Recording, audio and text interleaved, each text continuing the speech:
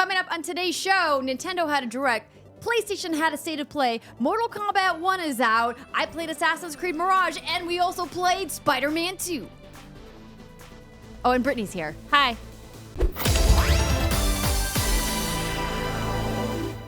What's good, everybody, and welcome to another episode of the What's Good Games podcast, your source for video game news, commentary, analysis, and funny stuff every Friday. I am Andrea Renee, joined in person, in studio, by Brittany Brombacher. It feels so good to be back. It's so wonderful to have you. We were noting that it's been an egregiously long time since we've shot together in the studio. I don't even remember when was it our anniversary? Must have been May. So it's literally been over 3 months. That's almost messed up. 4 months. You know, and I'm just going to make the disclaimer. We are tired. Yes. But we are here, and I am happy I'm here. I have baby paint on my face. Did my daughter insist on putting makeup on Brittany's face before we started recording tonight? Yes, she did. And I refuse to wipe it off. I will never wipe this off. I mean, I will tonight. Eventually. But yes. it's a rite of passage. You know, she was going for her contour. I can tell the contour line, but it's a little off. But she needs to work a little bit on her technique. You know, it's a work in progress. Yeah. So we're working on it. Ladies and gentlemen, just a little disclaimer before we get into it. We are recording this late on a Thursday night. Yeah. We haven't done a late recording before an immediate Friday morning upload in a while, but today was a special day. Back when we were young, Andrea, young and able-bodied. We used to. But today's a special day because Brittany is in town for some redacted press events. The one we can talk about is Spider-Man 2, which we'll be talking about in just a little bit. But you were also in town playing some video games that we cannot talk about right now. You think we got a lot to talk about this week? Just wait for the weeks to come, friends. It's just the beginning, right? Like it's all happening. It is. Which is amazing. There's lots and lots to cover. And then out of nowhere, both Nintendo and PlayStation were like, surprise! We've got stuff. And it really wasn't a surprise because we talked about the fact that we were anticipating them having news in front of Tokyo Game Show, which is beginning in a couple of days. So we should have anticipated this, but I think we weren't expecting them to happen on the same day. But someone pointed out to me this happened last year. It did. Yeah, that's fun. Yeah. Hey. And it worked out because I'm here. I wish our baby Ree could be here. But yeah, she's taking care of herself. Yeah, she's off for the week, but don't worry, she'll be back. Yep. I want to say thank you to this month's Patreon producers, Chewy's Godson, Faris Attieh, Justin Foshee, and Punkdefied, and welcome to our Patreon community, Roberta Escher. Thank you so much to everybody at patreon.com/whatsgoodgames for all of your support and being fans of the show. We got to meet some other fans of the show. Shout out to Tom. Thanks for coming over and saying hi at the redacted event that we can't talk about. Yeah. And I would normally say that this show is also brought to you by some wonderful sponsors, but Brittany, it's brought to you by your mom this week. I forgot I put that in there. You did. Yeah, I did. You did. I was like, who's your? Oh, okay. I see what you did there. Me, yeah. Well, let's go ahead and just jump right in. I want to hold on. Thank Poohman43 for their 5-star review. Oh yes, the 5-star review from the Pooh Man. The Pooh Man. The way you said that was just great. Is that a reference to the plane incident? Who could say? Oh, yeah. See, I brought it up, and then look at you closing. Atta girl. Oh, I don't think that's going to make it in. But, yeah, I made a joke. We're not even going to talk about it anymore. No, we're not. No. We're not talking about poop anymore. Okay. So, do you want to start PlayStation or you want to start Nintendo? Let's start Nintendo because that's what I have open on my handy-dandy notebook. And have I been watching Blue's Clues with my son? Yes, I have. I love that for you. Handy-dandy notebook. So, I hand-wrote a whole bunch of notes. Thank you, IGN, for having an awesome write-up. I just wrote down some of the things that I thought was most exciting because we got lots to talk about this week, so we don't need to go over everything. No. Okay, so the first thing is Paper Mario: The Thousand-Year Door is getting an HG remake. This is awesome. I love this. So the original came out in 2004 on the GameCube. I didn't realize it had been that long. So now you have updated visuals. We don't really know anything more than that. It's coming next year on the Switch. I feel like this is the one that everyone was very excited about. It was certainly one of the ones I was most excited about. Yeah. They closed the direct with it. The graphics look great. Clearly one of the more popular non-standard Mario platformers. And I have almost triggering memories of the 1,000-Year Door. Oh. I remember playing one night and I was trying to get through this one section of the game and I was just doing it over and over and over again. And for some reason, I just kept getting tripped up and I stayed up until like the wee hours of the night. And my roommate came out at like 4 or 5 a.m. and was like, what are you still doing awake playing this game? And I was like, shut up, I'm gonna beat it this time. And did you? No. Oh, well, I don't know if I ever played the 1,000-Year Door. I remember the original Paper Mario on the N64 I loved, but this was the sequel to that. I don't know if I played it, but I recognize Goombrella. What was her name? The Goomba, the girl Goomba. Oh, I have no idea. I don't know. I recognized her, so maybe I did play. I don't know. I was like 14 in 2004. Okay, so the next announcement was Mario vs. Donkey Kong Remake. So this is coming to Switch February 16th of 2024. This is a remake of the OG game that came out on Game Boy Advance in 2004, and they confirmed local co-op. And the whole shtick they kept talking about during this was observation in action. And essentially, if I remember it correctly, you have like little stages and there's platforming you do on each stage. And the idea is to collect this key and progress onto the next level. And the observation in action that they displayed in the trailer was that there's a monkey and he's like minding his own monkey ass business, but his tail is dangling down. But there's an area Mario needs a bridge, or an area Mario needs to bridge the gap. He needs to hop across, but he can't because there's spikes under it. It's fucking terrible. So what does Mario do? He lowers the monkey down a level. He observed and he took the action of lowering the monkey. He grabs the monkey's tail and across the platform he goes. That's puzzle solving, ladies and gentlemen. Yeah, so that I love Nintendo. They're like, observe in action. It's like, okay, like this is a brand new fucking thing we're doing. It's like they're setting themselves up to make a Mario Soulsborne. Oh God, because that's the whole shtick of at first the Souls games, observe in action. I will say I wasn't really excited about the rumors of this game were coming out for a while, right? And I was like, but then I saw it. I was like, my dad and I could play this local co-op. I think this is more his speed. I think he would really enjoy this, so I'm gonna play this with my dad when it comes out next February. All right, this one I know you're excited about, F-Zero 99. Yeah, let's go. Let's go. So this is out today, free, and it's a 99 player race battle royale game. I don't really understand what exactly it is or how it works. So it was really interesting. So as soon as they mentioned F-Zero and then that iconic music, because I love the music from this game, came in, I was like, oh my gosh, please tell me you guys are doing like a remaster or a remake, reboot, something. This was not quite the announcement like my little heart was hoping for, but I'll take it because it's a really interesting concept. So F-Zero is an arcade racer at its core, and it's set in this near or distant future where there's all these different sci-fi characters. You have these cool-looking ships. You're on these courses that have these like energy bars that run up and down the side. So if you like bump into the sides of the course, they actually do damage onto the sides of your ship. Oh God, terrible. And you can, it's like a really intense game of racing operation. Don't hit the edges.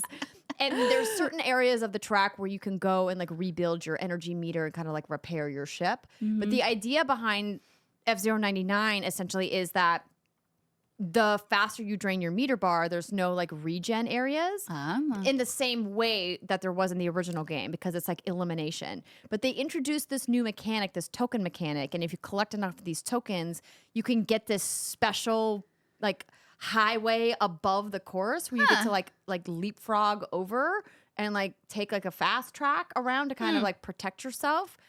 I really want to jump in and play this because this announcement just came out today and we were at this redacted event all day today, which we can't talk about. Haven't got a chance to download it yet and check it out, but hopefully I'll be able to talk about it more on the show next week. Yeah, I mean, it looks fun, looks cool.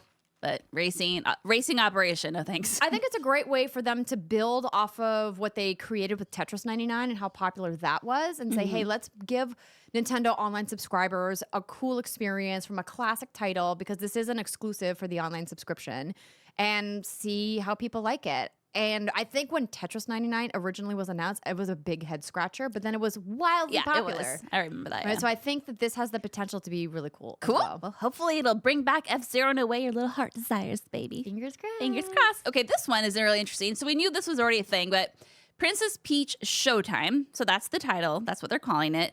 It releases March 22nd, 2024.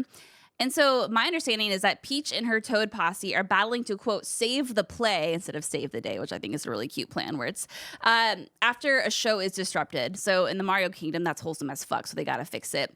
And so she uses Stella's ribbon and she can transform into different fighters, classes, whatever. So they have Sword Fighter Peach, Kung Fu Peach, and Detective Peach, and your gameplay will change depending on which Peach version you are at the time. And it has this really cool stage setting, and there's always a spotlight on Peach is what I noticed as you're playing it. So it looks like the character models look 3D, but the background looks kind of like that 2D Paper Mario style where it looks like it's again, a set on a play. And it looked like there's platforming and action. I'm still not entirely sure what this game is. I am not entirely sure what the gameplay is, but I don't care. You don't care. 'Cause I'm obsessed with this idea that Peach gets this really cool standalone Finally. title where she gets to take on these really fantastic roles. So the marketing copy on Nintendo's website reads, Princess Peach's trip to the Sparkle Theater goes off script when the Wicked Grape and the Sour Bunch steal the show. Wicked Grape. Partner with the theater's guardian, Stella, to call curtains on this strategy by using a powerful ribbon and taking on several starring roles, each with their own look and abilities. Okay. I mean, like, listen, the guy who does the Nintendo Direct VO sounds like he was doing GameStop TV ads, and it was slightly triggering to me, having done GameStop TV for several years. But this is, so obviously it's Nintendo, so the whole premise is a little, like, wackadoo in the best way, though. Yeah. And I think it's going to be a really fun and whimsical game, and I hope the gameplay is rewarding. What I have noticed from Nintendo's releases over the last couple of years is that when we see these really out there trailers for some of these games, they almost universally come back as being really fun games to play and having really satisfying gameplay loops. And so I am crossing my fingers that Showtime does not disappoint. Yeah, I mean, it looks really cute. And I'm just happy Peach is getting her own game. And I'm glad it's not just like a stupid spin-off. Like, not trying to like sound like a dick, but you know what I mean? It's not like Peach is cooking miraculous disaster clusterfuck or something. Yeah, she deserves her own game. main title. Yeah, for sure. She deserves the spotlight, and there is a literal spotlight in this game. I see what you did there. Yeah, huh? Mm-hmm. Okay, a few more quick things. Tomb Raider 1, 2, and 3 remasters were announced. They're coming February of next year. You can toggle between the updated visuals and the retro look if that's what you want. Luigi's Mansion 2 HD is coming next summer on Switch. Splatoon 3's DLC Side Order got a new gameplay trailer and a spring 2024 release window. I wish Rhea was here. We got another look at Prince of Persia, The Lost Crown. I know she's very, very high on that game, but that comes out January 18th. And then, my dear, we got another look at Super Mario RPG. Yeah. This is coming out November 17th, 2023. And honestly, like, for the most part, it looks like it's a pretty much one-to-one copy-paste, fancier visuals, and I know that the soundtrack is going to be redone by the same composer, which is just like the best part of this whole fucking thing. But they did announce something a little new, and what this is in the original game, if you timed your attacks and your defenses correctly, you get like a crit, right? But this time around, it looks like if you time it correctly, you're going to attack all of the enemies on screen at once. Where before, it was just one enemy at a time. And I think they're doing that probably because they're realizing that people just ain't got time to grind anymore. So this is a quicker busy. We are busy. And then we also got another look at Beware of the Forest Mushroom. I believe that's a song in The Forest Maze, which is probably one of my top 4 or 5 video game soundtracks of all time. And there was a little snippet in there during the trailer, and that just made me really, really happy. And I'm really excited for this game, even though I do wish that there was maybe a little bit more something that was coming along with it. Like, instead of just being a one-to-one, that they were like adding a chapter or some additional content. Yeah, something like that. It does look like we're going to be getting some new cutscenes, perhaps. And there is, speaking of the battle stuff, if you do enough of those perfect attacks, you fill up a meter, and if it gets to 100%, all your friends will do a triple attack, is what they're calling it. And that's brand new. So, like, that's cool.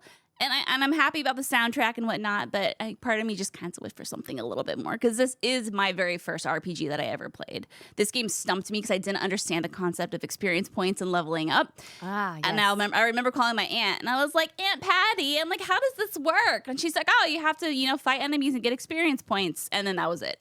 I was so OP the rest, because once I understood that concept, it was on like fucking Donkey Kong. Yeah, you worked it in. Hey. There it is. Then we got a new look at Wave 6 of Mario Kart 8 DLC coming this holiday. And there was more stuff, too, that looked really interesting to me, but we got a lot of stuff to cover. So A lot. Yes. Well, I think this was a really great direct, talking about games that are coming soon. Nintendo has been doing that a lot with a lot of their more recent directs, and there was another big Japanese company that had another showcase. Yeah. So to be clear, not a showcase. I want to make sure I'm using the right vernacular here. It was a state of play. There's the difference. There is. And they mentioned that it was going to focus on third-party partnerships and indies, which it did. I do love that they featured Sean Benson. Oh my God. Who we had on the show not that long ago, who works at PlayStation and who is an all-around lovely human. If you guys missed Brittany and I's interview with Sean. Highly recommend you go back and check out that episode of What's Good Games with Sean talking about what her team does with third-party partnerships and how they work with game devs to bring their games to the platform and kind of peeling back the curtain a little bit to the process of how do games actually get published on PlayStation. It was a really fun interview. I learned a lot in that interview. Sean's wonderful and lovely. She really is. Yeah. So this was a interesting state of play, excuse me. So because they opened with this game called Baby Steps. Did you see this? So I only caught part of the open of it because I was busy doing other things stuff, right? at the time. And was this the game with like the weird locomotion where it was like ragdoll physics? Yeah, and I wish I had more time to look into like what this game's story is, because I was sitting in front of some folks who also work in the industry, and they knew immediately what it was. Now, whether or not they knew what was coming, I don't know, but it looks hilarious. It kind of reminds me of, was it QWOP? And maybe it's related to that. It was that weird track racing game where you had to like push the keys on your keyboard to get your character to run back in the day. Anyway, someone out there knows what I'm talking about. But you control this guy named Nate, and it's published by Devolver because, of course, it is. I feel like this is a perfect fit for them. But I have no idea what you're doing. You're just trying to walk, I guess, is kind of what it looks like. And it was freaking hilarious. It had those ragdoll physics, and there was a point where you were talking to an NPC, and there was like a grappling thing you had to grab, and the character just kept saying like, I'll fucking grapple up there, or like, I'll fucking grapple up there. And it was so random and weird, and I don't know, but I want to play it, Andrea. That's all I know. You're into the weirdness. I am. I remember when Human Fall Flat first came out, and I was like, what the heck is this game? And you're like, it's so amazing. That was one of our funnest streams, though. That was so fun. The wrecking ball scene. We were all drunk in our Christmas onesies. Classic. Classic WGG. So good. Okay. But so hold on, listen. What? I'm going to interrupt you for a second. That's fine. I appreciate that you were trying to be chronological, but how are you not just talking right away about Rebirth? I mean, that's okay. You're like, it's the next thing. It's right here. I had to talk about that because that wasn't okay. Yeah. So Final Fantasy VII Rebirth. Yeah, this game is now out. I almost said January. February 29th, 2024 is when this game is coming. That's honestly sooner than I thought. That's like way sooner than I thought. How many months? 4 months? Yeah. Ooh. Yeah. Okay. Technically like 5. We got a beefy 3-minute trailer. I mean, I don't know. We got a beefy 3-minute trailer, and honestly, after watching it, I have more questions than answers, because obviously the big speculation is how many timelines are going to be in this game, what's going on with Zack and Cloud, and is Avalanche injured? Are they not injured? Like, what is happening? There's an awesome interview on the PlayStation blog with Nomura-san, and he talks about these new synergy moves. Where you sounds like Cloud can pair up with a buddy, or a party member can pair up with another party member and use it. They described it like a limit break, and they can do some really cool things together, which is a new, very interesting and very new. Talked about Red 13, how that character has a new, different play style. So that's interesting, as Red 13 should. The lion, bear, tiger thing. There's no bear in Red 13, but I digress. I mean, he's an experiment, right? Like, he looks weird. It's a whole bunch of animals in one. It's fine. And then Nomura talked about summons and how cool there are going to be new extended side content based on a summon who did not feature in the original Final Fantasy VII. Ooh. And then he talked a little bit more about the parade minigame. So there's a lot of really good, interesting tidbits on the PlayStation blog. So I would encourage everyone to check out that interview. Or if you want to go into it knowing nothing, stay far away, because I think this game is going to have a lot of surprises. I'm replaying the original Final Fantasy VII right now, Andrea. Oh, good for you. I am. I'm playing it on the Switch, and it's great because you can do 3x speed, you can do infinite health, and you can do skip battles. So this is your treadmill game. I saw you post about this. Yeah, my treadmill game. And I have the original Final Fantasy VII Brady guide. And I'm using that because it's warm and fuzzy. It's nostalgic. No one makes physical guides anymore. Yeah, they're few and far between. Yeah, that's for sure. Yeah. But then when you do get them, they're wildly expensive because they're like collector's items. Yeah, I think the Tears of the Kingdom one just came in a couple months ago, and that was really expensive. But it was cool. Am I ever going to open it and use it? No, I'll display it. The next thing we got, which also blew my skirt up and tickled my feet. No, I don't know. Sure, why not? Why not? Okay, a few things. Resident Evil. Okay, so we finally got our Resident Evil PSVR 2. Well, I don't want to say mode release date announcement because that's not a thing. All we know is that it is now coming as a free update sometime this winter. So very cool. It looks awesome. I'm happy that we actually have like a release window now. That's great. It'll be a good reason to dust off my PSVR 2. But September 21st, we are getting Separate Ways DLC. That is incredible. That is just like what, next week? It's next week. Next week. Okay, cool. A week away. I don't have enough to play right now, so I'm so glad that I can now play this. Oh, yeah. I heard you have a lot of free time right now. I have so much free time. So this is the DLC that features Ada Wong, and it runs concurrently alongside Leon's campaign in Resident Evil 4, and it sheds an interesting light on her perspective, if you will, of the game's events. So very exciting. We all knew this was coming. It was just a matter of when, and the fact that it's out next week, great. I still need to play that. I also still need to play Intergrade. I do too. From Final Fantasy VII I do Remake. too. Haven't done that yet either. So I've got 2 things on my list before next week. No, one of the things I can wait because that's February of next year. I can't even. I'm not going to play Resident Evil before next week. No, you don't have to. Call a spade a You spade. have no need. And then the other things I can briefly talk about. PS5's Deep Earth collection now it's basically new faceplates, right? So you have Volcanic Red, Cobalt Blue, and Sterling Silver. And these are available November 3rd, except for I think the silver one arrives January 26th. And they also come with DualSense controllers. I gotta say, I was kind of like womp womp. Yeah, they didn't do anything for me. The colors didn't get me hot and bothered. I mean, sure, classic red and blue. Yeah. And like the white fins. Yeah, but I'm like, really? Yeah. After they see how successful the Color Lab was for Xbox, I'm like, why is this the best you can do? Sony, I believe in you as a creative force. You guys are doing lots of really cool stuff. Red, blue, and white. Really? That's maybe what we're going. gamers are just basic. With? Maybe we're just Andrea. We all just wear black T-shirts and our jeans, fair. and so this is a lot for us. Maybe the people in Japan were like, listen, we don't want to like invest in really cool colorways to sell like 1,000 units. I want some like bright ass pink neon with glitter. That would sell. Like a neon green would sell. Yeah. Purple would sell. Yellow would sell. Oh God, purple with like really pretty. Oh my God. I wonder what the manufacturing process looks like for these fins that they can't do a custom shop. Obviously, you can get custom like skins that are like glorified stickers, right? That you can put on, but to actually get the replacement shells. I feel like that's got to be something. I feel like it was, and then maybe they got shut down. I don't remember what happened. That was a story a long time ago. Oh, I'll worry about it later. I do want to, in this moment, though, call out that 2 things. One,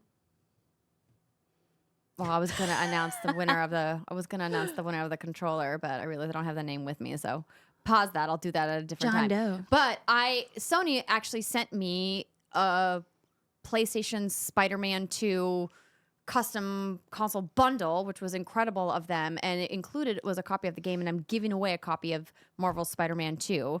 So if you want a chance to win that copy of the game, go to my tweet and respond to the tweet, and then I'm gonna randomly. It's a fun prompt. It's what's your favorite Spidey moment, right? Yeah, you can choose your favorite Spidey moment, your favorite Spidey suit, or your favorite villain, and all you have to do is respond so that I get your name. So when I put it into the AI bot, it can randomly select somebody. Go do it.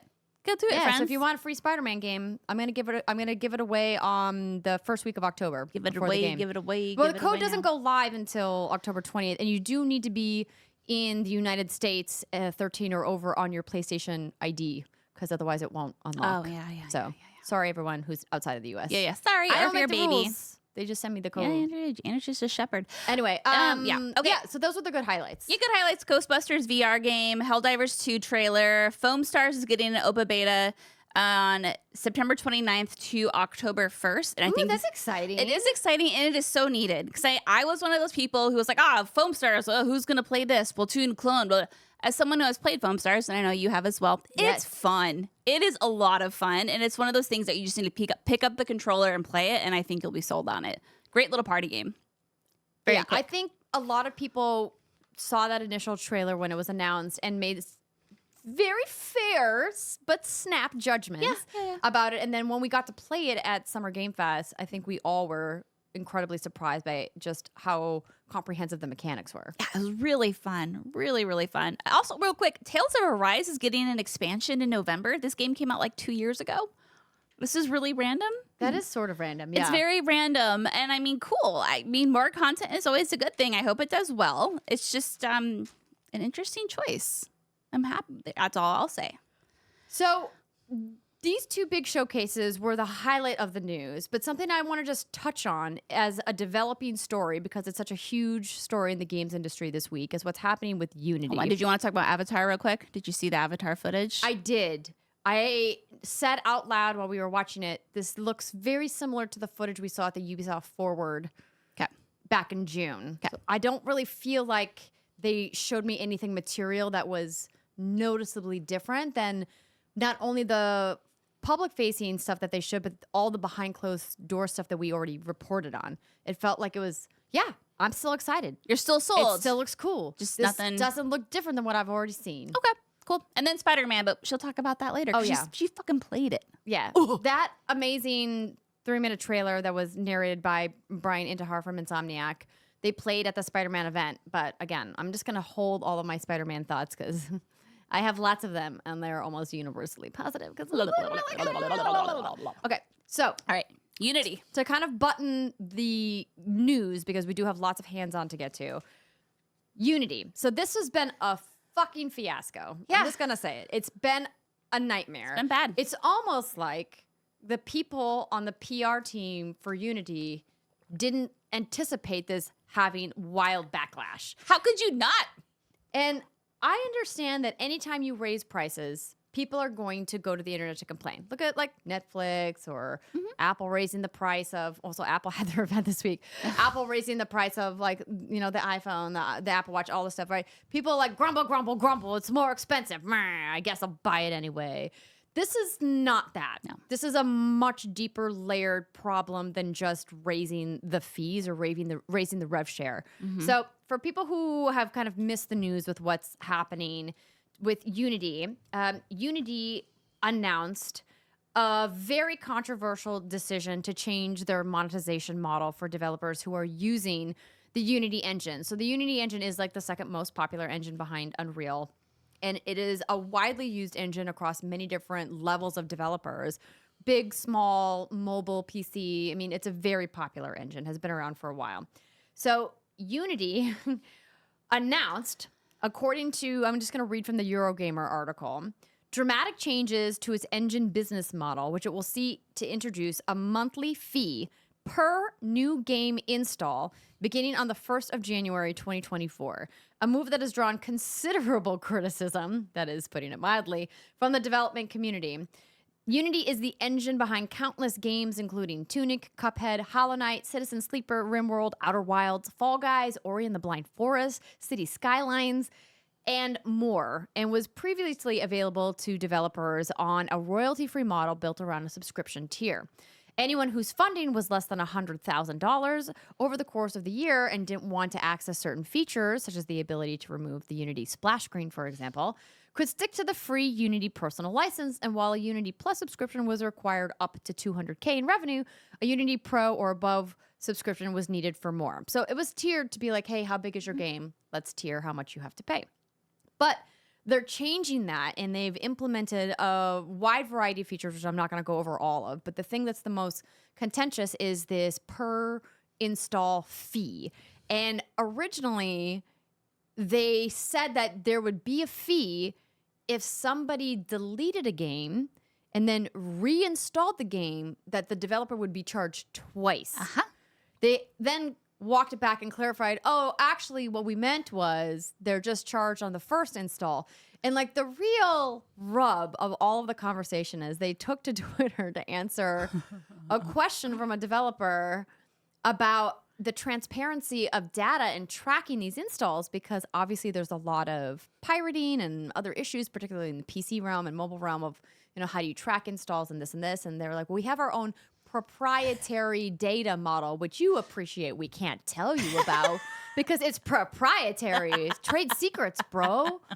And developers are like, actually, no, that doesn't work for me, that you're going to charge me based off of a proprietary model that you're not giving me transparency over. It just smacks of like this Facebook fiasco they went through with their videos and fudging the numbers for ad dollars like a while back. So basically, like, this is real bad, and developers across the board are very angry about it, understandably. And they went forward, and it was muddy, and the details weren't clear, and they were giving different answers to different people. And there were so many competing threads trying to understand how the model was going to work. It's like, how do you roll out such a giant piece of news that's going to have a huge impact on millions of people, thousands of jobs, and not have everything buttoned up and ready to go? And now they've walked it back multiple times and tried to clarify. And then at one point we're like, actually, we're not walking it back. We're keeping this thing. And it's just a big old mess right now. I was following it as it was happening, and then there's just too much walking back and not walking it back. And I'm like, I'm just gonna let smart people who understand this industry way more better than I do write all the smart articles, and I'll read them. But yeah, there are some interesting thoughts, especially for free-to-play games. I don't know if that was ever walked back, or if it was clarified that free-to-play games will have a subscription or something else they can do to utilize this new method. But think about it. If you launch a free-to-play game and you have something in there that people don't like, people could, I would say, like, what's a review bomb equivalent of this? Install your game a whole bunch, and then every time they do that, they charge you some sort of like percentage, which you might think, 20 cents, that's not that much. But then you think about how many hateful people can be on the internet. And you can train AI bots to do really bad things. Yeah. And I was also seeing some people talk about how, granted, this is all hearsay, but there were folks at Unity who were saying, this is a bad idea for many reasons, but you got the suits at the very top who are like, it's going to be fine. It's going to make us money. And obviously, like John Riccatello at the helm there's been a problematic history in the past with certain things that have happened. And so it's a whole thing. And it's exhausting and it's sad. And I'm glad, though, that people are speaking up about it. And I think it's great that it kind of shines a different light in game development. And it, again, like, I'm all about teaching people how the sausage is made, if you will. And I think a lot of developers have really stepped up and said, this is why this impacts us negatively, or how it could. Inner Sloth was like, we're taking our game off of Unity starting on January 1st. So there's a lot of backlash. So we'll see. Yeah, it was really disheartening seeing how many developers were talking about literally deleting their games from storefronts because they don't want to pay these fees, or they could negatively impact their studios. They did thankfully say we're making a carve out for charity bundles, because that was like a big example of people being like, so it's going to cost us now to do these good charity initiatives? Like, that's wild. And then they're like, no, we're going to make exceptions. So, but why was that not in your initial shtick? I feel like a lot of people could have told them, this is going to break real bad for you. Yeah. Be prepared for all of these questions. Or maybe you should have talked to some of your like high level developers, some of your power users, right? And then some of your smallest teams, and do like a consulting and be like, hey, if we're going to change these things, what kind of impact would it have to you and your team? Let's talk about it. But I don't run Unity. It's above my pay grade. So no, that's true. In Game I think Pass, we can universally agree, though, that they botched it. Oh, so bad. And it's really, again, like everyone, I've said this since like our old studio. Every studio needs is this okay person. And I came up with that theory the day the story broke. Remember, it was For Honor, and there was that emo grab, where they grabbed the boobs of the warrior. Like, how did this get out? How did this whole Unity shenaniganry happen? Like, that's what's so scary about it, is that something like this can come out where any person who's involved in the industry can say, this is going to be problematic. I could have said that, and I know almost jack shit about game development. I think sometimes these companies, even if they have a this is okay person, that person could wave the flag being like, this red flag, don't do it. And certain decision makers who are at the top of these organizational structures can say, I don't care that you're waving a flag. This is the way we're going to do it. Because the rich need to get richer, Andrea. And listen, y'all know that I have libertarian streaks, and I am all about free market enterprise to a point. But that's not where we're at right now. And that clearly doesn't feel like what this is about, because you need your developers to want to use your engine in order to make money from your engine tools. If you have people literally deleting their games and moving to different engines because your monetization structure is so egregious, you're now being counterproductive with trying to make more money. It's not rocket science. No. And that's the frustrating part, is that, yes, Unity absolutely needs to get paid for their tools and the work that they put into it. No one's disputing that. No. But how they arrived at this as a way forward is still, I think we're all just like, what the And heck? I feel like they think we're stupid or whatever because the 200,000 in revenue, that's not a lot.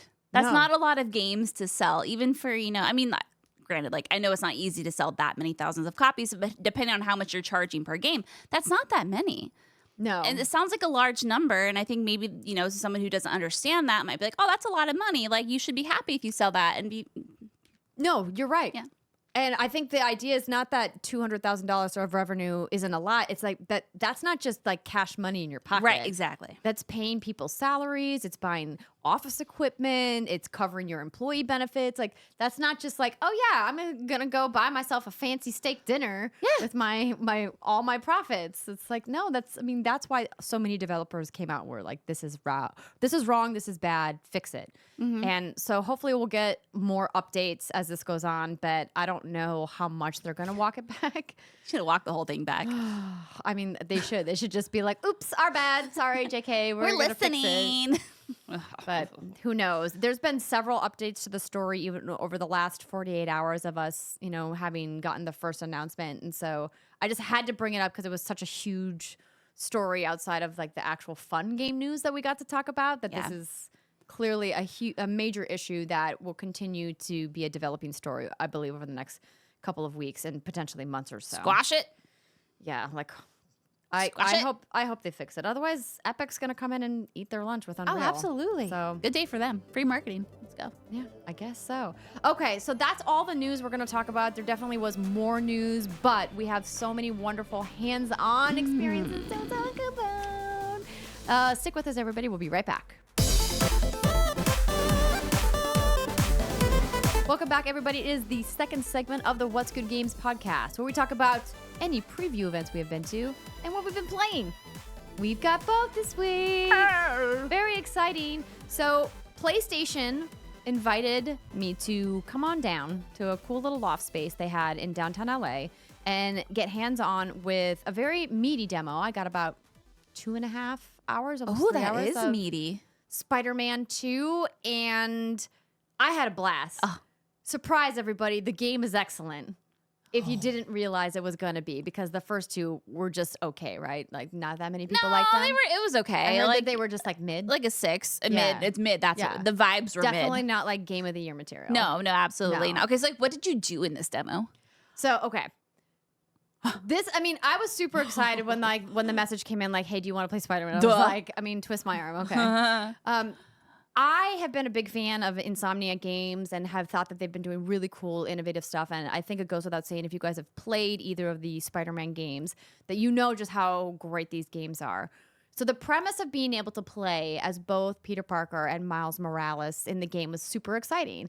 And it's just as amazing as you think it is. Like, all I kept thinking every time I would do a different activity inside this demo was just like, it's just so good. It's just so Okay, good. remind me now. Can you switch between the two characters at any time? Yes. Oh. So, let me pull up my notes. I actually wrote notes because they would not allow us to have our No shit. phones. Anytime I pulled up my phone to like check and see if like John was like texting me about my baby or anything, security would just be like looming over my shoulder, my like God. no recording. I'm like, I'm not recording. I'm clearly sending text messages. Yeah. I'm like, calm down. I love But taking there was- handwritten notes. There was an incredible amount of security at this event. It was like, it was a lot of like very large men in black suits. Okay, so I do also have some B-roll that Sony provided. So let me pull that So up. exciting. So excited to hear about this. So we started our demo a little bit into the game. So we missed a little bit of onboarding, which is a frequent thing that happens at these press events, is that we, really, they always are like, hey, sorry, we can't really tutorialize you on everything. We want you to see this stuff. So what was cool is they started off with this video that was shown in the State of Play, this 3-minute little gameplay sizzle with this descriptions from Brian Intihar from Insomniac talking about some of the cool things. And when we were watching it, in the room, it was really fun to kind of hear people like oohing and eyeing. I love that. The moment when they showed the map of Manhattan and Harlem, and then over the East River, we're like, we've doubled the size of the map to include Queens and Brooklyn. There was like audible gasps. I love that in a preview event. You Yeah. know, like we're all there because we want to have fun and we're excited. Don't be sticks in the mud. Calm down. It's just video games. All right. Yes. Hold on 1 second. Let me move this over here and make sure I have. Ooh. Okay, youtube.com/ oh my God, that lighting. youtube.com/ what's good games. So Yes. shiny. Let me pull this up and make sure it's actually playing on the appropriate screen. Thank you for your patience, everybody, as I'm trying to run this from the desk. You're crushing it. It's a whole setup, friends. It's a whole fucking setup. It's a whole setup. Okay, so I'm gonna be cutting back and forth between the B-roll and our shot because I honestly like, you know, there's a lot to show here. So Cool. we got to play as both Peter Parker and Miles Morales in the gameplay demo. Okay. Obviously, if you've seen any of the marketing materials for this game, you know that the big bad is Kraven, Marvel's greatest hunter, I think is what his tagline is. So his whole thing is he's in New York City. He's looking for his next big conquest. And the part of the game that we see is Peter Parker teamed up with his BFF, Harry, and them trying to save this Dr. Connors, a.k.a. the Lizard. So Kraven, who we see on screen here, has given Dr. Connors this serum to turn him into this giant lizard. It's all in the name, everybody. And it's kind of up to you to try to save Dr. Connors and return him back to his original form so he's not stuck as this like lizard character forever. It's a nice thing to do.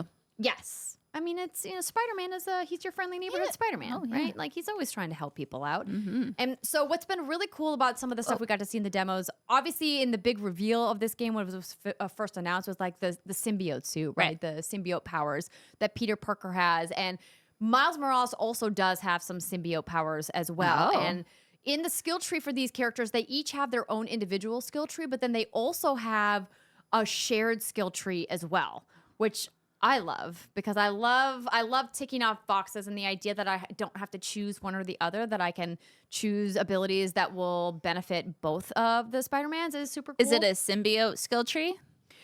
No, so it's a mix. Okay. So what's really interesting about what they've been doing with the gameplay for this game is that you're going to have separate, more traditional Spider-Man powers, and then of course the gadgets are back, but then you also have separate symbiote abilities as well.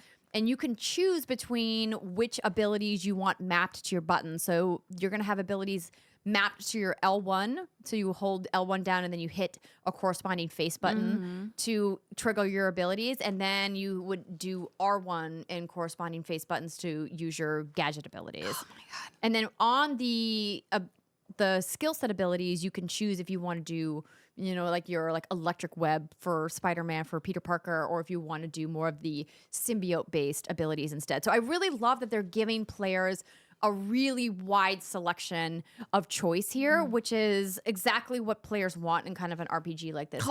You get to really play your way and kind of experiment with all of the powers. And I'm not going to go into the depth of all of the different abilities because first off, I don't want to spoil some of the stuff for you guys, but also, like, if you've played either of the previous Spider-Man games, you kind of have a good idea. And the symbiote abilities are super fun in combat. You've got this symbiote punch, which basically makes you have, like, you know, a superpower arm. And then there's a symbiote spike ability where you can kind of shoot it out and you kind of can take out whole groups of enemies at once, which we saw in that gameplay demo. Kind of reminds me of, like, Stretch Armstrong arms. Yeah, kind of. Yeah, like that. There it is. The symbiote blast, Tentacles. I think it's officially called. So there's lots of really awesome ways to use these different pieces of abilities, these different skill sets, I guess, in combat. And it's just so satisfying, right? Like, so it takes the combat that Insomniac established in the original Spider-Man and just builds upon it. It makes it just so much fun to do all these different combos and, you know, kind of like tool around and just feel super powerful. And they also added a lot more stealth mechanics this time around, which is really cool. And I'm hoping that some of the B-roll is going to show some of that too. Hold on, let me take a sip Take a sip. This game looks so good. And I was watching it. How was the camera? That's kind of a random question. But when there's all that action going on, I feel like the camera has to be really fucking tuned in or it could be a big pain in the ass. Never had an issue with the camera. Never felt like it was stuck. Never felt like I wanted an angle that I couldn't get. That's what she said. I literally, it felt to me like a really flawless demo. And that is a really hard thing to do. Brian Intihar did come up before we started playing to say, hey, just so you know, this build is not, current. It's a couple weeks old. I think 6 weeks old, he said, at this point. So it means, obviously, the team is still polishing and doing bug fixes. The game is out, like a month and a half from now. So they're pretty close to going to gold. But with day one patches, they're polishing till the very last moment. And then they continue to patch the game after release. But I mean, this game played almost flawlessly for me on the PlayStation 5. And when he talked about the power of the PlayStation 5 and how it allows them to switch almost seamlessly between Miles and Peter Parker in the open world, like he wasn't joking. So when you're in specific missions, some of them will be Peter Parker and some of them will be Miles Morales. But then there will be some side content that you get to choose which Spider-Man you want to bring and do the side content with, which is awesome.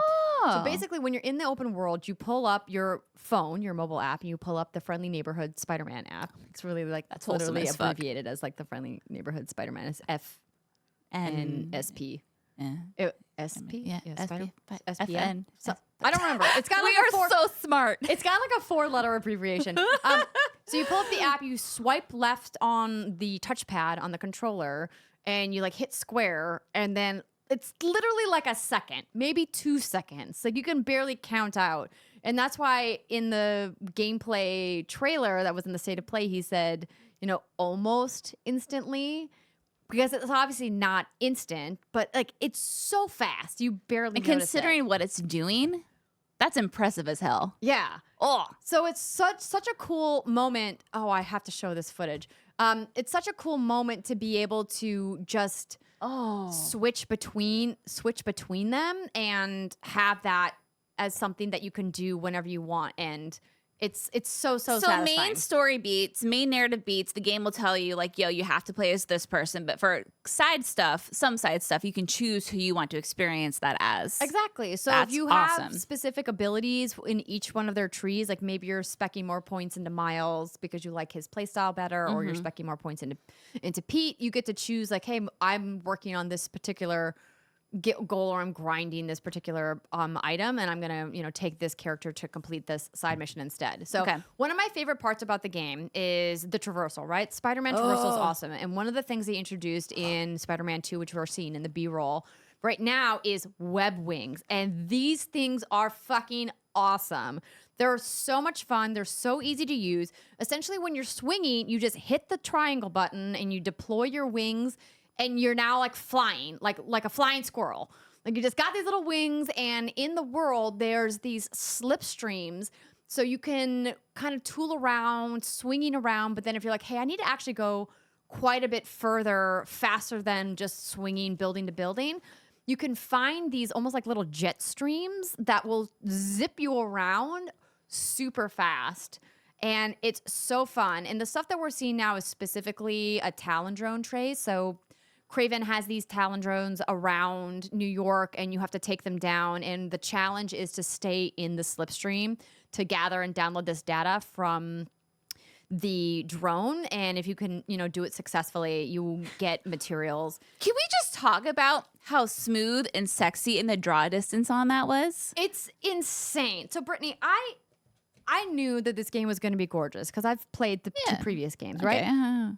I was not prepared for how impressive it was for me to be swinging, stopping at a random building, walk up to a window, and there's people like moving around inside there.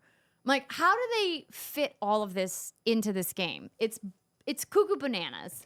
Like I'm continually impressed by not only the incredible amount of creative work that is going into this game, but also the technical work. And that's something that I love highlighting on our show, is reminding consumers who buy these games and who have fun playing them and who love these stories that like the technical side of games is what I think makes them so special compared to other forms of or other forms of media. Like TV has their own kind of special technical stuff they do. There's like the cinema magic of filmmaking is cool, but something about games is so unique and awesome, and how they make it all work to me is always so fascinating. You know what engine this is?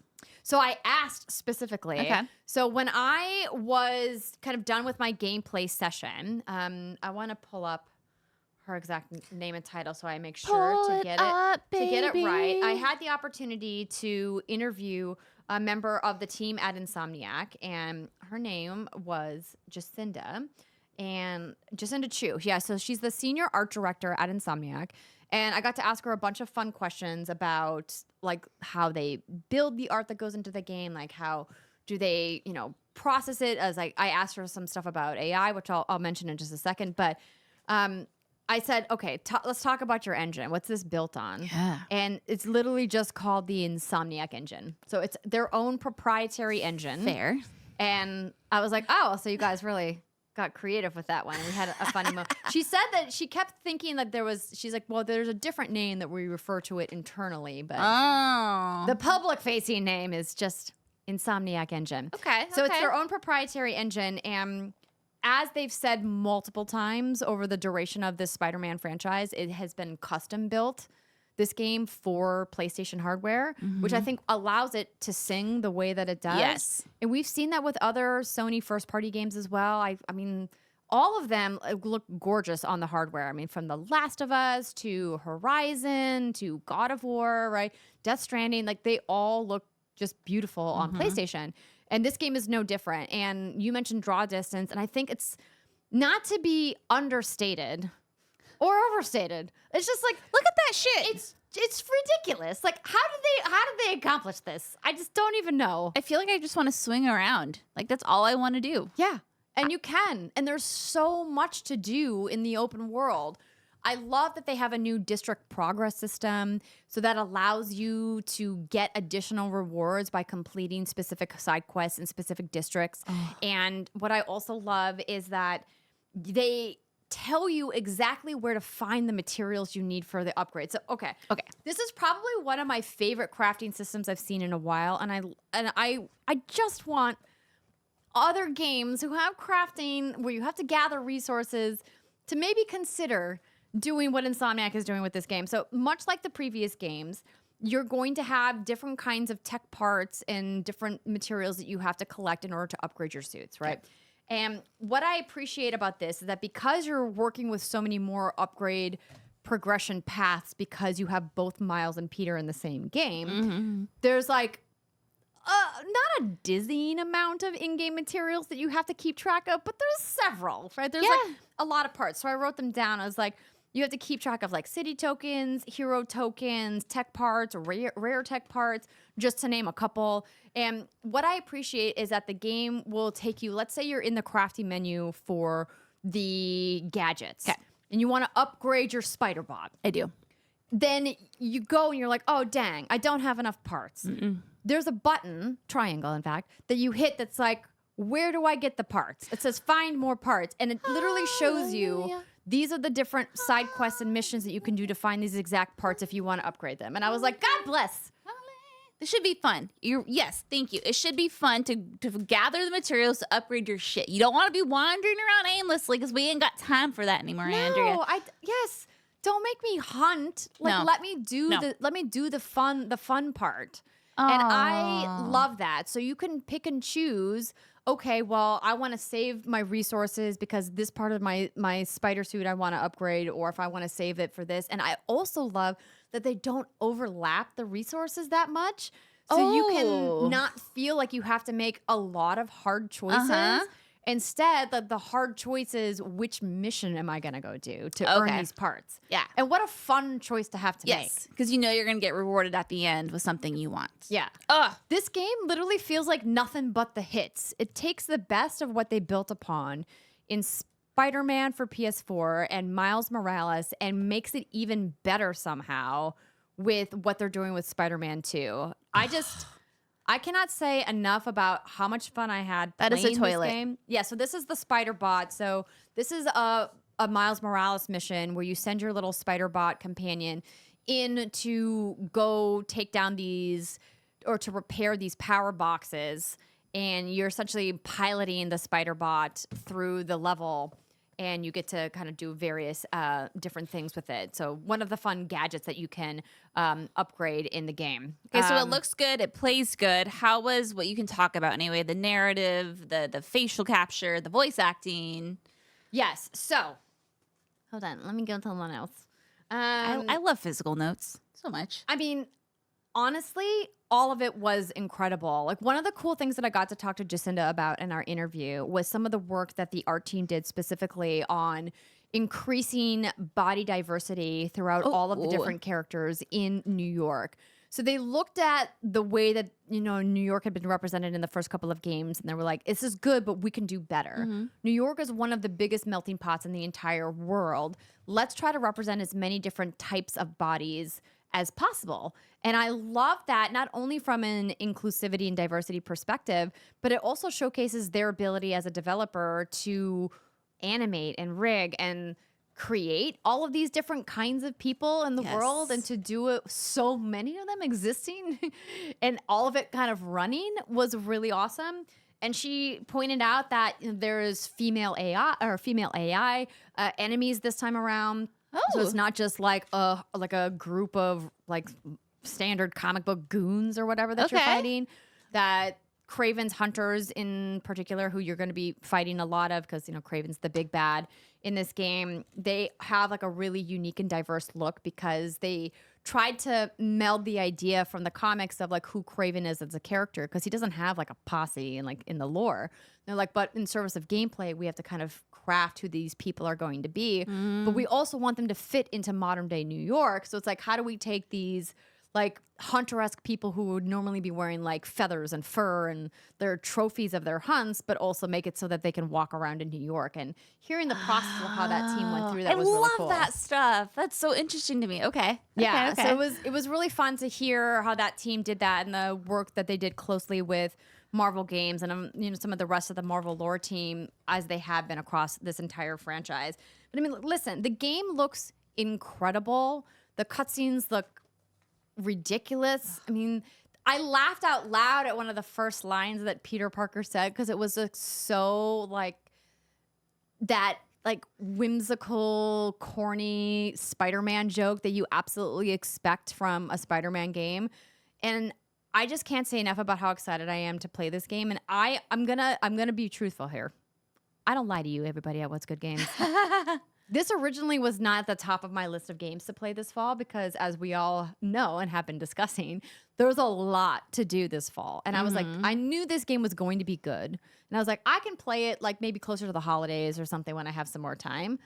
But my time playing this week has just made me want to play this like tomorrow. I want this now. You've got me all hot and bothered for it. And it's so fascinating because just hearing you describe it and knowing how well the last one did, I feel like game of the year easily. But then look at the year we're in. It's wild. I did have some convos with a couple of the people at Insomniac to be like, you guys just are, I don't want to say you have bad luck because you know what other games are coming out generally, but they have been up against really serious competition like every time they've released a game. Yeah. And this year in particular is just a doozy. But I hope that if you've been a fan of the Spider-Man games in the past, or you're just a fan of really fun action-adventure gameplay, that you guys give this a chance. Obviously, you have to have a PlayStation 5. It is PS5 exclusive. Yeah. So I think this is just another, like I tweeted, another banger from Insomniac Games and another fantastic showpiece for PlayStation, saying this is a reason to own a PlayStation 5. I think it's gonna be wildly popular. If the full game is anything like the hours that I played, and knowing how good the first two games were, I feel confident saying that they're probably not gonna muck it up. So this is October 20th? October 20th. Mario Wonder comes out that day too. Yeah.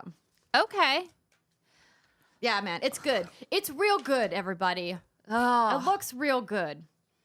Well, get those vocal cords ready, baby, because you got 2 more games to talk about. Oh, my goodness. Take a sip of your wine, lube them up. I ever. Lube them, get them greased. Okay, hold on. Let me stop this over here. So, okay. The two games I'm going to talk about. First, I'm going to talk about Assassin's Creed Mirage, and then I'm going to talk about Mortal Kombat. Okay. So, Assassin's Creed Mirage. Okay. This is a game I've obviously been excited to play. Yes. I'm a diehard AC fan. It's true. You can't see it in this shot, but all of my Assassins are on the wall behind me here. Yeah. You put hundreds of hours. I've literally played every single Assassin's Creed game that has existed. Mm-hmm. And when they originally talked about Assassin's Creed Mirage as a return to the series' roots, Yes. I was like, okay, go on. Tell me more. And then we got to see it. And I've told you guys on the show already that there's just been something off. Okay. About almost every gameplay trailer that I've seen. But the behind closed doors presentation that I got at Ubisoft Forward's event at Summer Game Fest, really made me excited to be like, okay, this definitely feels like a return to form. So I want to start this preview by saying it is doing exactly everything they said that they would do by bringing it back to its roots. I feel like they maybe brought it a little too far back to its roots. Okay. Do tell. And I say that in the same way that I believe Assassin's Creed Rogue was an excellent game, but is kind of looked at as like not one of the best in the franchise because it felt a little dated from a graphics perspective, from a gameplay perspective. But I think diehard fans of the franchise appreciate what Rogue was doing, bringing back, again, that game also incorporated some really cool classic tenets of the franchise, climbing puzzles, some of the more stealth-oriented things. And I think that if you're a diehard fan who wants classic gameplay, you are not going to be disappointed in Assassin's Creed Mirage. But it's really hard for me to figure out and kind of justify why you would maybe want to spend money on Assassin's Creed in a year like 2023 when there is just an outrageous amount of incredibly excellent and innovative games to choose from. Question.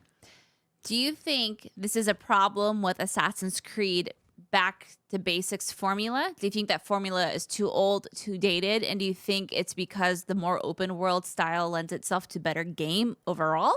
Or do you think it's the execution? Honestly, I think it's the execution. Okay. I think that formula could absolutely be successful, but it's hard for me to understand how Ubisoft as a publisher is looking at its crown jewel franchise and saying, how do we split resources and make focus of a franchise that's so massive? I mean, when they did that kind of, let's look at Assassin's Creed and give you guys this giant timeline of where it's going and talking about Red and Hexe and all of the mobile stuff and then the VR game, right? Like they have a lot of moving pieces to this franchise. And I almost feel like when you're splitting focus across so many different projects, how do you decide which one of those projects is going to be like the really amazing one? Got it. And that's just my theory, okay? The beauty of Ubisoft is that they're massive.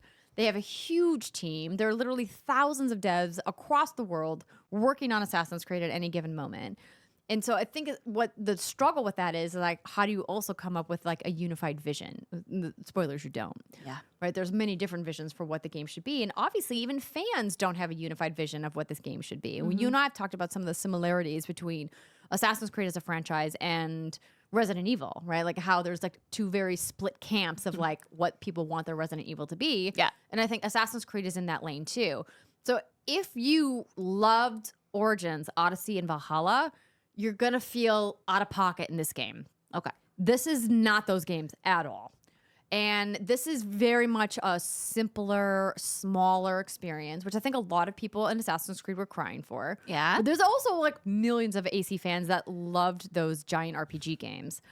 And the reason why I keep bringing up the idea that I think it's a bit dated is because when I was playing through, it just felt like I'd done it all before. Oh. And that was disappointing because I really think what they created with Baghdad, and they did provide me with a bunch of B-roll, and I'm actually just using some of the gameplay from a trailer that Ubisoft put on to their YouTube channel because unfortunately, with the way that the workload was this week, I wasn't able to tailor the B-roll to my comments specifically. So just as a clarification for people who are watching on YouTube. But what I think this game, let's start with what I think this game does really well. Yeah. It absolutely nails the return to stealth and parkour. So Baghdad as a city is dense, urban. There's lots of vertical movement. You're swinging between buildings. You're going up and down. And that absolutely reminds me of classic Assassin's Creed in the best ways. I actually tweeted that I was disappointed that it almost makes mounts pretty useless. Oh. I pulled out my mount. The mount I had in my gameplay demo was a camel, because, you know, Baghdad. Yeah. And the it was like I literally just had to dismount because you can't really get any. Also, the camels are slow, but you can't really get a lot of like movement because the city is so dense. And the beauty of that is Ubisoft's art teams have always done a phenomenal job creating these spaces, and I love that they are including more of these historical moments and really showing people, hey, we have a commitment to all of the research that our teams did, and we want people to feel like they're learning something also while they're playing. Clearly, there's a lot of fictional stuff, but I love their commitment to history and honoring these places and these peoples, and the fact that they made the game fully playable with Arabic VO and really immersing players into that lifestyle. I think is a testament to their commitment to the craft, and I've always loved Ubisoft for doing that. That said, if you have no interest in this part of history or in the kind of artifacts and the lore around this part of the world, then it's going to be hard for you to sink your teeth into this story. There were points where I was going through the investigation board, which has been now a staple in Assassin's Creed for the last several games, where I almost felt like it was almost like Assassin's Creed detective mode. Oh. Which I'm going to admit that I was very conflicted on. Okay. It sounds interesting. I like the idea of being able to like collect evidence and do all that stuff because that's, you know, like taking down the Templars is, you know, the core tenet of what you do in these games. But for some reason, the way that it unfolded in the gameplay demo that I played kind of felt a little bit. Is that kind of what we're looking at here? So this is a contract board. Oh, So okay, you can pick up contracts to get materials that you'll need to then upgrade your loot. Which, by the way, the loot, during my entire gameplay demo, I got one piece of gear. What? Which is insane if you think about the way that the loot drops have worked in the last couple of Assassin's Creed games. Yeah. I got one new sword. That was it. That's all I had the resources to get, and I didn't find anything else in the world. I'm so conflicted because I had been looking forward to playing this because the only Assassin's Creed games I finished were 1 and 2, I think. And I know those are considered old, traditional Assassin's Creed games. And the other one's always too massive for me to get into. So I'm like, this is a good chance for me to really like experience that raw Assassin's Creed feel. Would you recommend this if that's what I'm looking for? Or are you like, this is just not executed well enough? Honestly, I have to play more. Okay. My time with it kind of left me in a weird stalemate with myself. Sure. As somebody who's like one of my favorite in the franchise is Brotherhood, AC Brotherhood. I also really love Black Flag, but I also really love what they did with Odyssey. And those are 3 very different games in the franchise. It's hard for me as a fan liking where they took the franchise, trying to wrestle with, did I want to go back to that place? I honestly wanted more of like a happy medium between where Valhalla was and where they took Mirage. I kind of wanted more of a sweet spot in the middle, and it almost feels like they swung the pendulum all the way. And listen, everybody, I admit, saying this out loud sounds ridiculous, right? You're like, but Andrea, everyone said that they wanted more stealth, that they wanted less gameplay, that they didn't want to collect a bazillion things on the map, right? I hear you. You're not wrong.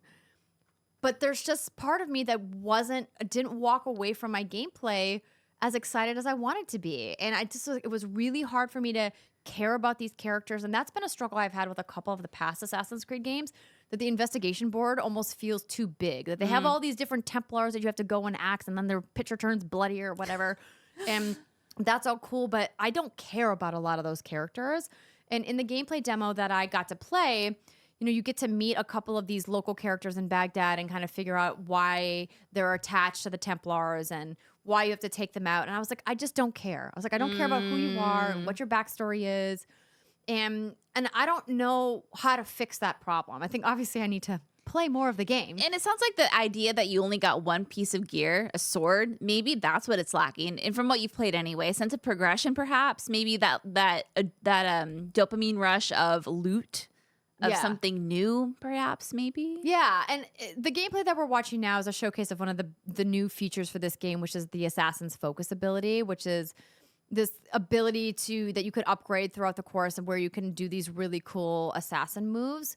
And I do like that they leaned into, like, let's talk more about, like, how you don't go in guns blazing. So some of the questions that I got, because I asked you guys to send me some questions on Twitter. So let me pull those up really quick while we're watching some of this footage, because I did want to address some of those, because some of them I thought were really poignant, and I wanted to make sure to go after them. So one of the questions was, do they bring back tail missions? Yes, they do. Oh, no. For better or worse. If you didn't like the tail missions where you have to follow somebody, no, those are back. They need to go away. Even in Judgment, they need to go away.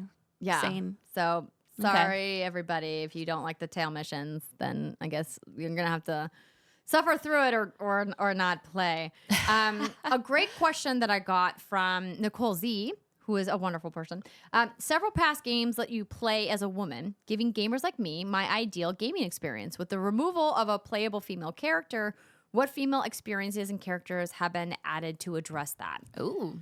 So this is an excellent question. And I don't think that there's going to be an answer that's going to be pleasing to everybody. And that's always the challenge with representation in games, is that you can't represent everybody.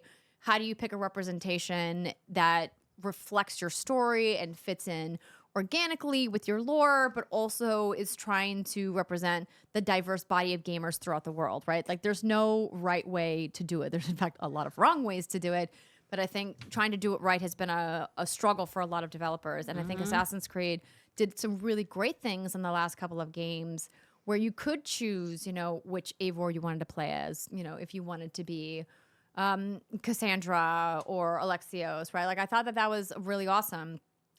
But I think in their desire to make the game simpler and throw back, they're like, hey, we can't make it play as both. Now, does that mean there's not going to be a playable moment as a female assassin? I don't know. Right? Because without spoiling some stuff in previous games, there are moments where you get to play as different characters, and they just didn't reveal that. So maybe that will be, but otherwise, we just have to operate on the assumption that you only play as Basim, and that's it. Yeah. And I will say, like, it was not as, it was I don't want to say it's like a bummer. It is a bummer. Like, some of my favorite, like, Ezio's probably my favorite assassin in the whole thing, because he's like, old school Bay. But at the same time, like, it was really boss being able to play as a female Eivor. Like, I loved that. That was awesome. Mm-hmm. And it's tough when you make these strides in accessibility or diversity and inclusion. And I don't want to use the term roll back, because that's not what Ubisoft is doing. They're just choosing a different narrative path. But to gamers like Nicole and a lot of other, women out there who are gamers or female identifying or women identifying gamers, like, that kind of sucks that you don't get to play as a woman this time around. It's like, that's a bummer, bro. Yeah. So wait, so you're talking about happy medium, and I'm like ADD and all over the place. Yes. Is there any spot outside of Baghdad that you can explore, or is it just the town? I believe so. Okay. My demo did not have anything outside of Baghdad, but I do believe that there are some things nearby. Because I mean, they gotta let me run my mount somewhere. Right? I know, and I know you are a mount girly in the sense that you love they have some of the best horsies. The best horsies. Well, maybe you can get a glittery camel. Yeah, that I like pull out to take some photos with in photo mode. That's about it.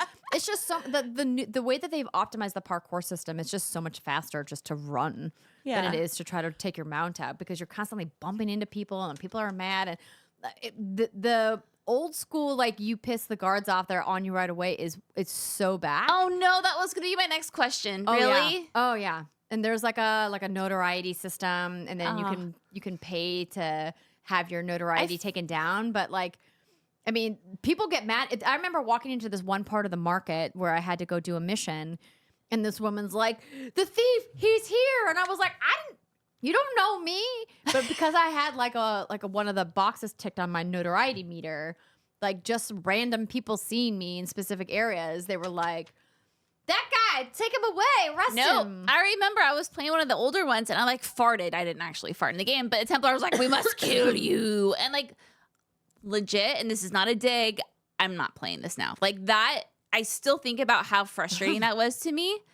I hate that. Like, it's a video game. It's not real life. It's like, if I had to walk on a plank in real life, I probably wouldn't fall over the edge. Put me on a plank in a video game, I might fall over the edge because I don't have total control. It's not my fault if I bump into you while you're holding a whole bunch of apples, okay? And you get pissed off and you stick the guards on me. You know what I mean? I don't deserve to die for that. Yeah, it's tough. It's definitely players are going to have to ask themselves, like, am I excited about the recommitment to stealth? No. And that I have to manage that. Because some of the old games you could go in kind of swords blazing and fight your way out, but that's not this game.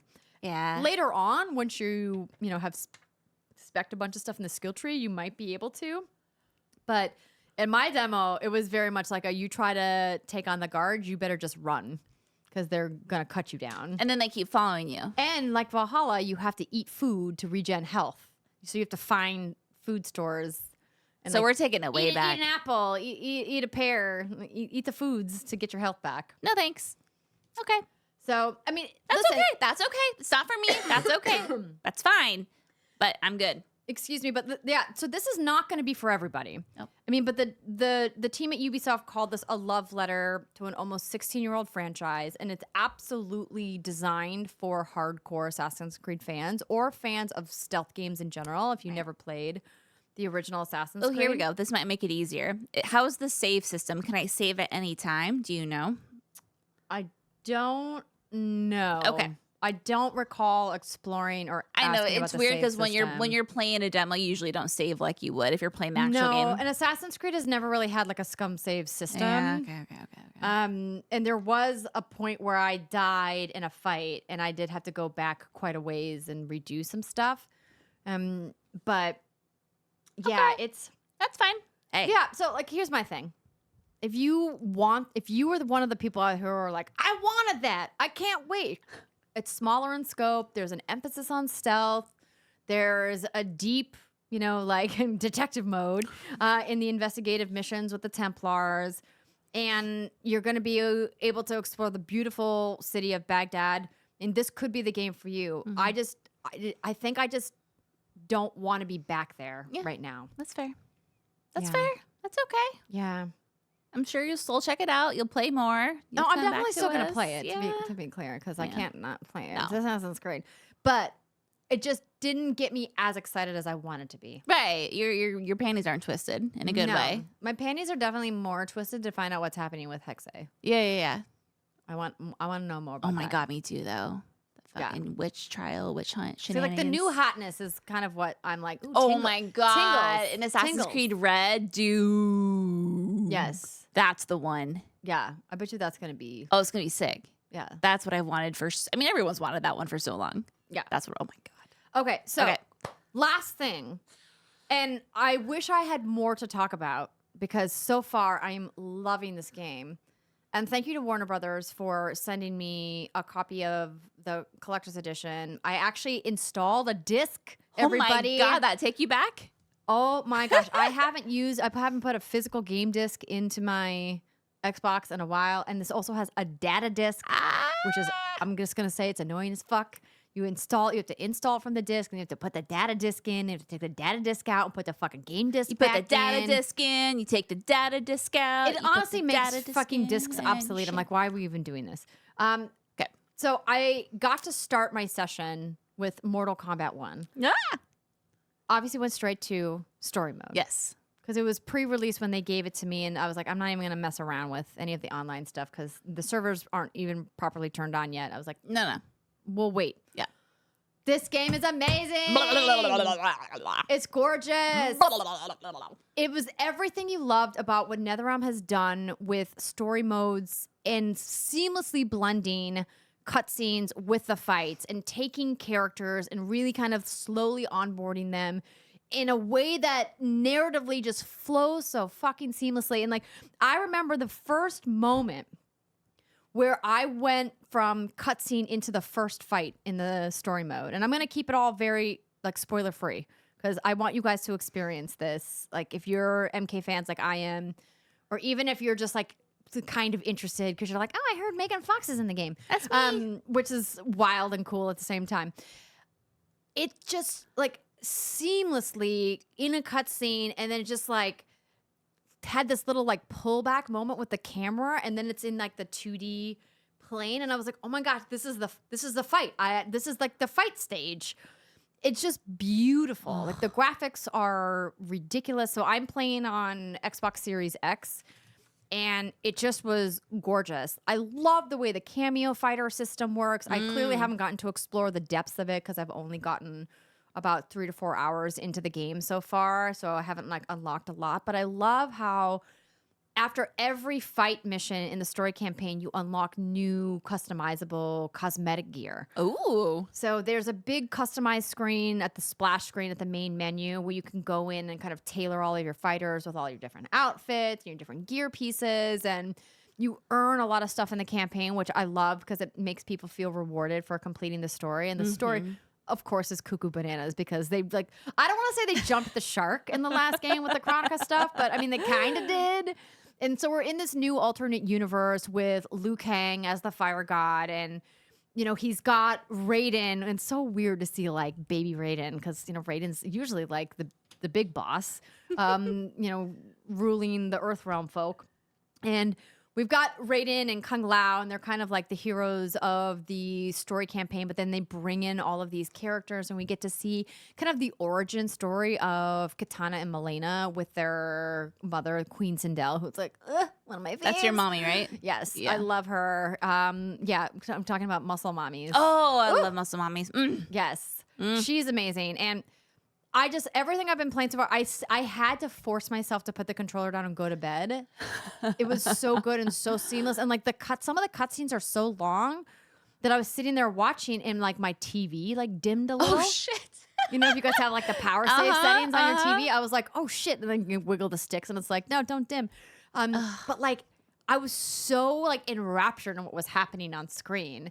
And sometimes in the past, Mortal Kombat's writing has been hokey, right? Yeah. It's been a little like, this is like really weird. But I'm like loving everything so far, and I can't wait to play more, and I can't wait to explore the towers and the PvP stuff. Like, it's like everything I've wanted so far. Add it to the list. Yes. I want to play it for the story mode, and because it is this brand new, it sounds like vision of what Mortal Kombat could be. I don't know if it's a really good jumping off point for someone like me, but it sounds like it's not so much about the story, maybe as much the fun fighting. I honestly think it's a great jumping off point for someone who's new to the franchise, or maybe has just seen like the movies or seen it like tangentially over the years, because they introduce these characters and they give really amazing backstory. Okay. So you get to see like some of these classic characters like Scorpion and Sub-Zero, but you see their Lin Kuei versions, like the ninja versions, before they become like the more like magical monster versions that you get to meet in some of the previous games. And I have a feeling we're going to see those versions later on in the story.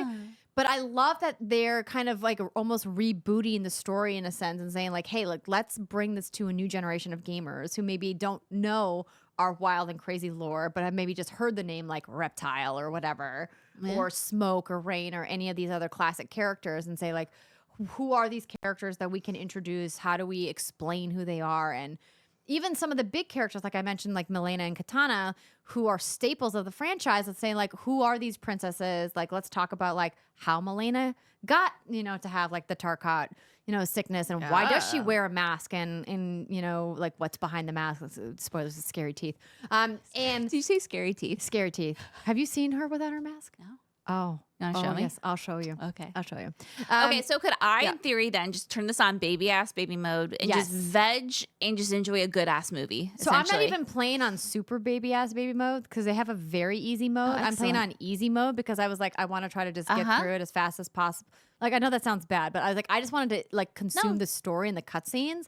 I was like, I'll bump it up and explore more once I get through the story mode, and then once I get into like the versus towers and stuff like that. But the fights are like they're very simple. I just Excellent. now, about 4 hours in, getting into fights that I'm like, okay, now I need to stop and like look at the move list. Also, you could press pause at any moment and like study the move list at any time. You know what I'm also, I think, more excited about are those backgrounds. Yes, they're gorgeous. At Summer Game Fest, when you and I played, I was just gawking. There's just like shit going on, and it's so beautiful. Yeah, like Johnny Cage's mansion was a super fun one. So there's a whole scene inside the mansion where there's a couple different characters, and then I was like, okay, I recognize the fucking floaty flamingo in the pool from the stages that we got to play at Summer Game Fest. I was like, this is gonna turn into a fight. I know it. And then again, it had that like slow, like kind of pan back, and then it was like fight. And I was like, this is so cool. I love this so much. Okay. Yeah, so I'm gonna definitely talk more about it once I get to play more. But so far, I've just been fucking loving it. Again, another game, and I know fighting games typically have a hard time winning awards and whatnot outside of its own genre, but man, what a year. Yes. You know? What a year indeed. So many fantastic games and just not enough hours in the day to play them all. Nope. And it's not over yet, baby. More to come. Like the redacted games that we played this week. It's okay. I'll do all the talking coming up. Yes. You crushed it. Give those vocal cords a rest. Thank you. Yeah. Thank you, everybody, for hanging with us. I know this was a little bit of a long episode, but we had a lot to fit into a very short amount of time. And we were like just out of the office, literally. Let's this be real. week. We're tired. Yeah, doing stuff. Yeah. But it feels like the industry is spinning back up in a really exciting way. Yes. Lots of fun projects coming to fruition, more to come. And then, of course, even more next year and beyond. Yeah. So. Yeah. We say it every week, everybody. What a great time to be a gamer. Oh, God damn it. I hate that. I feel like we need to like create some kind of punishment system every time I say that. No? How about a shot? How about a reward system instead? A shot. That sounds great. Great. Let's go take a shot. Let's go edit the show Take first. a shot, everybody. Tequila, espresso, milk, whatever Water. you want to take Water shots of. if you want to be a responsible adult. Nah, not us. No. See you next week, everybody. Bye.